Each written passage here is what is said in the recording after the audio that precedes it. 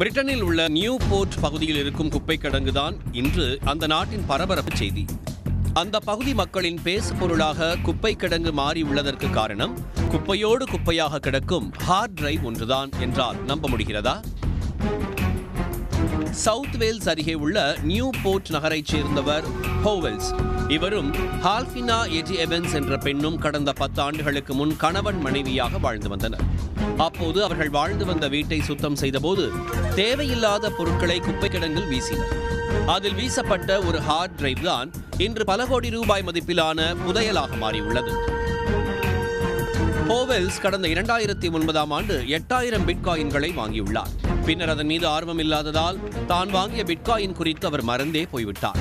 இந்நிலையில் கணவன் மனைவி இருவரும் பிரிந்து தனித்தனியாக வசித்து வரும் நிலையில் தான் ஏற்கனவே வாங்கப்பட்ட பிட்காயின் குறித்து ஹோவெல்ஸுக்கு நினைவுக்கு வந்துள்ளது.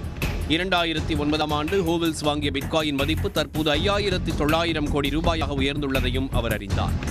சரி, பிட்காயினை விற்றுவிடலாம் என்று நினைத்த போதுதான் ஹோவெல்ஸுக்கு அதிர்ச்சி காத்திருந்தது. ஹோவெல்ஸ் தான் வாங்கிய பிட்காயினின் டிஜிட்டல் கீயை தனது ஹார்ட் டிரைவில் வைத்திருந்ததும் அதைத்தான் அவரது முன்னாள் மனைவி தேவையில்லாத பொருள் என நினைத்து 10 ஆண்டுகளுக்கு முன் குப்பை கிடங்கில் வீசியதும் தெரிய வந்தது. டிஜிட்டல் கீ இல்லாமல் அந்த பிட்காயினை விற்க முடியாது, ஹார்ட் டிரைவை மீட்காமல் டிஜிட்டல் கீயை எடுக்க முடியாது என்பதால் கடும் வேதனையில் உள்ளார் ஹோவெல்ஸ். குப்பை கிடங்கில் பொருட்கள் மறுசுழற்சி செய்யப்படாமல் இருப்பதால் அந்த ஹார்ட் டிரைவ் டன் கணக்கான குப்பைகளுக்குள் பாதுகாப்பாகத்தான் உள்ளதாகவும், ஆனால் அதனை மீட்க நியூ போர்ட் சிட்டி கவுன்சில் அனுமதி தர மறுக்கிறது என்றும் புலம்புகிறார்.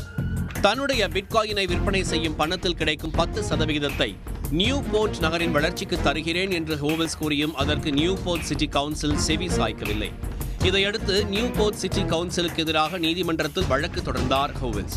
இதில் தனக்கு ஏற்பட்டுள்ள நஷ்டத்திற்கு 4900 கோடி ரூபாய் நஷ்டஈடு தர வேண்டும் என வலியுறுத்தினார். இந்த வழக்கு கடந்த சில ஆண்டுகளாக நடைபெற்று வரும் நிலையில் வழக்கு அடுத்த மாதம் மீண்டும் விசாரணைக்கு வர உள்ளது. பிட்காயின் கீ இருந்த ஹார்ட் டிரைவ் குப்பையில் வீசப்பட்டது குறித்து விளக்கம் அளித்துள்ள ஹால்ஃபினா எட்டி எவன்ஸ் தனது முன்னாள் கணவர் கேட்டுக்கொண்டதால் தான் அதை குப்பையில் போட்டதாகவும் அதில் என்ன இருந்தது என்று தெரியாது என்றும் கூறியிருக்கிறார். ஒருவேளை அதை மீட்டாலும் அதில் ₹1 கூட தனக்கு தேவையில்லை என்று கூறியுள்ள எட்டி எவன்ஸ் இதுகுறித்து பேசிக் கொண்டிருப்பது ஹோவெல்ஸ் மனநலத்தை பாதிக்கும் என்றும் எச்சரித்துள்ளார். நியூ போர்ட் குப்பை கிடங்கில் ஹார்ட் டிரைவை தேட ஹோவெல்ஸுக்கு அனுமதி கிடைக்குமா? ஒருவேளை அனுமதி கிடைத்தால் 1,00,000 டன் அளவில் குவிந்து கிடக்கும் குப்பையில் இருந்து ஹார்ட் டிரைவை ஹோவெல்ஸ் மீட்பாரா என்பதுதான் தற்போது பிரிட்டன் மக்களின் $1 மில்லியன் கேள்வி. உடனுக்குடன் செய்திகளை தெரிந்து கொள்ள சன் நியூஸ் பெல் ஐகானை கிளிக் பண்ணுங்க.